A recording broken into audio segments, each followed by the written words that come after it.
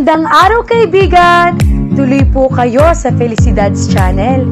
Sa mga kwento ng buhay at pag-ibig na hinalukay sa natatagong baul ni Felicidad. Pero bago po tayo magpatuloy, huwag niyo pong kalilimutan na i-like ang video, i-subscribe ang channel, at i-click ang notification bell para lagi kayong updated sa mga parating pa na upload.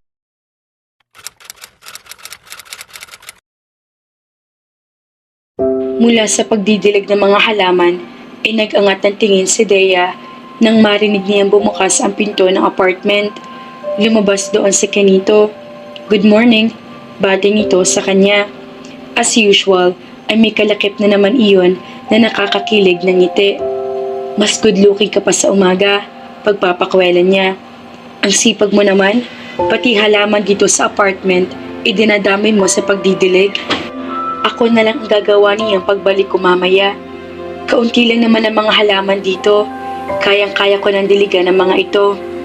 Ang totoo, bihira lang siyang sipagin na magdilig.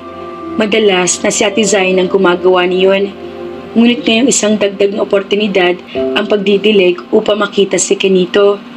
Siya na nagkusang gawin ang naturang gawain. "Salamat. Hayaan mo, may pasalubong ka sa akin mamaya." "Talaga? Dapat siguro malaman mo muna na hindi ako mahilig sa cheese. Ayoko rin ng kulay yellow at gustong-gusto ko ang amoy ng Dolce & Gabbana for women." Humalakhak ito. Nagtaka siya. Ano na naman ba ang nasabi niya? "Noted, Dea. Noted." "Noted?" Aniya sa sarili. Sinundan niya ito ng tingin nang lumapit ito sa motosiklo nito. Sumakay ito roon bago nito binuhay ang makina niyon.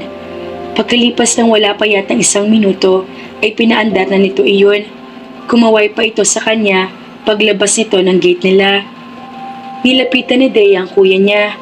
Mukhang solved na ang problema nito sa love life. "Kuya, ano ng balita? Nakapagtapat ka na ba kay Ate Candy?"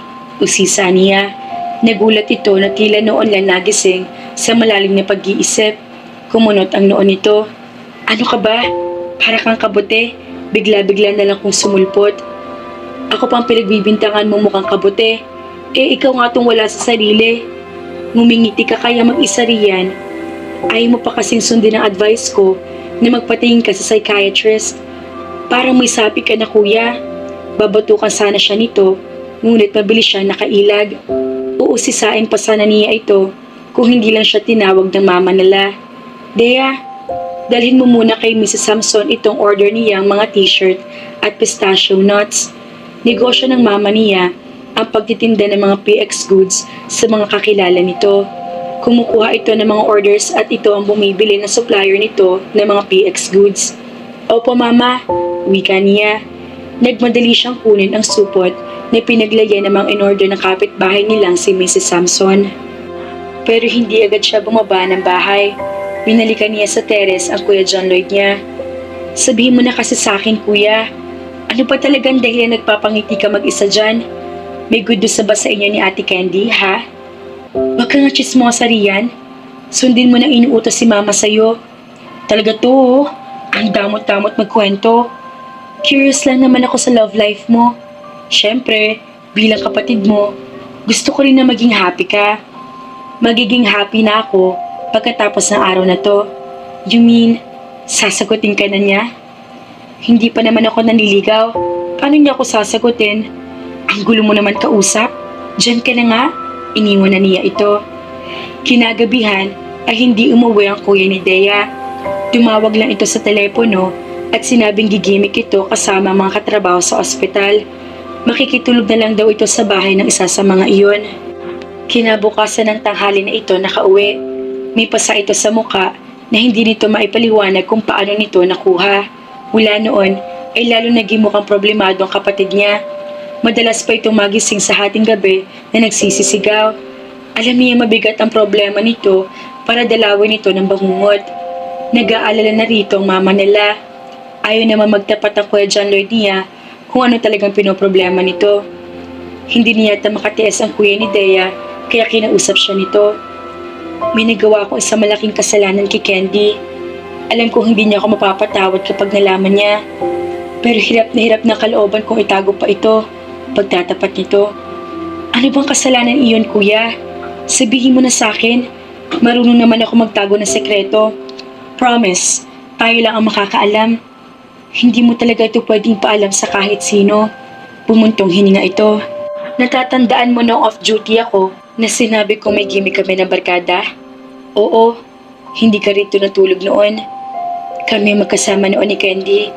Sinundo ko siya sa ospital. May ibinigay akong pagkain sa kanya. May gamot ang pagkain iyon, Dea. Kaya walang kahirap-hirap na nadala ko siya sa motel. Nanlaki ang mga mata niya at natutok niya ang kanyang bibig sa pagkagulat. Hindi siya makapaniwala na magagawa iyon ng kapatid niya. Ipinagtapat nito na sa kabila ng oportunidad na napasa kamay nito, hindi naman daw nakaya ng konsensya nito na galawin si Ate Candy. Ngunit ang pagkakaalam daw ni Ate Candy ay may nangyari sa mga ito. Kaya nagugulo raw ngayon ang relasyon ng babae at ng kasalukuyang nobyo nito. Nag-cool off daw ang dalawa. Paano ko itutuwid ang pagkakamali ko na hindi tuloy mawawala sa akin si Candy? Mangiyak-ngiyak ng wika ng kuya niya. Ang akala ko ay maaayos na ang lahat pagkatapos ko siyang alokin ng kasal. Gusto ko talaga siyang panagutan pero tinanggihan niya ako. Hindi rin siya magpapakasal sa maling dahilan. Umaasa pa rin siya na babalikan siya ng boyfriend niya. Hindi siya makaimik. Damang-dama niya ang bigat ng problemang pinagdaraanan ng kapatid niya. Malinaw na mayroon ito malaking kasalanan. Ngunit sino siya para husgahan ito? Nagmahal lang naman ito ng sobra-sobra. Pero kuya, kailangan mo pa rin ipagtapat sa kanya ang totoong nangyari. Kailangan mong sabihin sa kanya ang buong katotohanan. Mapatawad ka man niya o hindi, para gumana ang kalooban mo. Word na kami ni Mama sa iyo. Lagi ka na lang binabangungot lately. Hindi ko kaya, Dea. Hindi ko talaga kaya. Sa kabila ng pagtatapat sa kanya ng kuya niya ng sekreto nito, ay hindi pa rin nabawasan ng depresyon nito. Lalo na padalas ang mga bangungot nito. Hindi ako sanay na nakikita malungkot ka, Dea. Sabi sa kanya ni Kenito. Hindi muna nito ay ginarahe ang motorsiklo sa gilid ng apartment nito. Nilapitan siya nito sa terrace nila. Ano bang pinoproblema mo? Ngumiti lang siya at pinagalaw ang kanyang mga balikat. May dinukot ito sa bulsa nito at iniabot sa kanyang isang supot ng imported butter candies. Nagkataon pang iyon na pinakapaborito niyang brand ng butter candy na ilang taon na niya hindi natitikman. Wow! Naalala mo pa talagang magpasalubong ha? Biglang sumiglang sabi niya. Pasensya ka na. Ngayon ako nakahanap niyan kaya ngayon lang kita nabigyan. Ngumiti ito, tila nahihiya. Naisa tuloy niya na baka discreet na paniligaw ng ginagawa nito. Hindi. Bakit? Kasi time na favorite ko talagang brand na ito. 12 o 13 years old pa lang yata ako nang huli ako makatikim nito. Padala pa ng tita kong balikbayan. Lumawak ang ngiti nito. I'm glad. Actually, naniguro lang ako.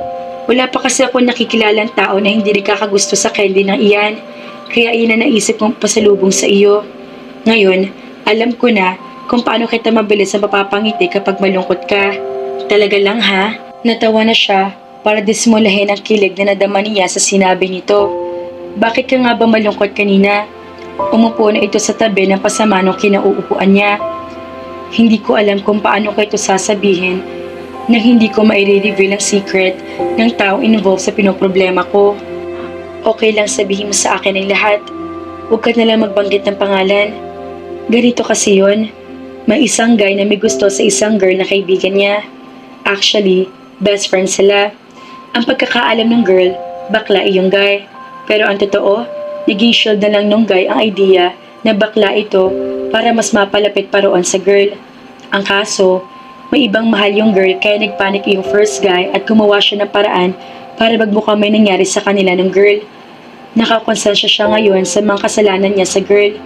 Yung girl naman nahihirapan. Kasi nga, dahil sa pagkakaalam niya may nangyari sa kanila ng first guy, nagkalit sa kanya yung second guy. To cut it short, sa kabila ng mga ginawa ng first guy, hindi pa rin niya nakuha yung girl. Mahirap ang sitwasyon niya, wika ni Kenito. Sana kasi, nilakasan na lang niya ang loob niya at ipinagtapat niya ang feelings niya roon sa babae. Matanggap man siya o mabasted, at least walang mapeperwisyo. Tama ka, pagsang-ayon niya. Kaya lang, hindi siguro siya ganoon katapang na harapin yung girl ng face to face at sabihin dito ang feelings niya. Ano naman ang involvement mo rito? Ako ang confidant tong first guy at kakilala ko rin yung girl. Nagigilty rin kasi ako kasi nga, alam ko naman ang totoo pero hindi ko sinasabi roon sa girl.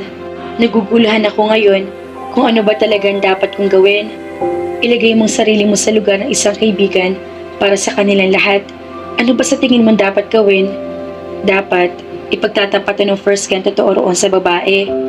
Ang kaso nga, hindi naman niya ginawa. Ikaw, makakaya mo bang masira ang relasyon ng dalawang tao nagmamahalan? Kung may magagawa ka naman para hindi mangyari yun? Kapag nakialam ako, patay naman ako patay ako roon sa first guy. Ano ba sa tingin mo mas makakaya mo? Yung awayin ka ng first guy? O yung sumbatan ka ng konsensya mo dahil hinayaan mong masira ang relasyon ng dalawang tao? Pwede naman sanang hindi nangyari iyon kung nagtapat lang sa kanila. Ikinonsidera niya ang ideya sa sinabi ni Kinito. Ngunit, mas nagbunsod sa kanya para ipagtapat kay Ate Candy na nalalaman niya ay ang patuloy na pagdalo ng bangungot sa Kuya John Lloyd niya. Pinuntahan nga niya si Ate Candy sa ospital na pinaglilingkuran nito. Sinabi niya rito na nalalaman niya. Galit na galit ito. Medyo natakot din siya para sa kapatid. Sigurado ko kumprontahin ito ni Ate Candy. Kinabukasan, pagkatapos kausapin ni Ate Candy si Dea, ay gulat na gulat ang mga magulang niya nang sabihin ng kuya niya na suspendido ito sa ospital. May mga galos din ito sa braso at muka at masamang tingin ito sa kanya. Nagusisa ang mama niya. Sinabi ng kuya niya na may nakaaway ito sa ospital. Hindi siya kinumpronta nito pero hindi naman siya nito kinikibo. Mas nahihirapan siya ng ganoon. Paano namumulaklak ang mga halaman mo kung lagi ka nila nakikitang malungkot? Nilingon ni Dea sa Kinito. Marahil ay nasilip nito mula sa bintana ng apartment nito na nagdidilig siya ng halaman kaya ito lumabas at nilapitan siya. Nginitian niya ito pero pilit.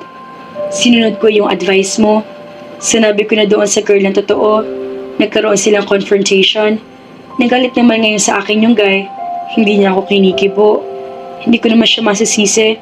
I betrayed his trust. Okay lang yun. Cheer up. Tinapik pa siya nito sa balikat. Ang importante, ginawa mo ang tama. Eventually, kikibuin ka rin ng guy. Marirealize din niya na hindi siya dapat magalit sa'yo. Dapat pa nga siya magpasalamat dahil nakalaya na siya sa pagtatago ng katotohanan na nagpapahirap din sa kalooban niya. Tinignan niya ito sa mga mata. Napaka-hopeful ng mga iyon. Para ang lahat tuloy na sasabihin nito sa kanya ay paniniwalaan niya.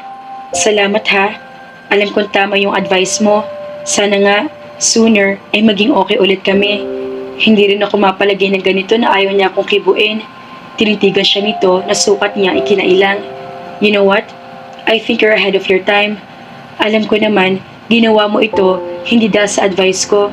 Ginawa mo iyon dahil alam mo sa puso mo na iyon ang tama. Bakit pa ganoon? May tingin sa kanya sa Kinito na parang humahanga ito. I'm proud of you, Dea. Kung ako siguro naging kuya mo, I would be prouder. Laglag man ang pag-asa niya na napapansin na siya nito bilang babae, ay masaya na rin siya. Beggars cannot be chooser. Mas gusto na niya maging parang kapatid ang tingin to sa kanya kung lagi naman sila magkakausap. Hindi pa rin siya nawawalan ng pag-asa. Baka balang araw, kapag hindi na siya minor de edad at muli sila magkita nito, ay mapansin din itong girlfriend material din siya. Meanwhile, hindi niya alam kung kailan mawawala ang paghanga niya dito. Bigla nalang nagising si Dea mula sa mahimbing na pagtulog. Hindi niya alam kung anong dahilan para magising siya ng alanganing oras.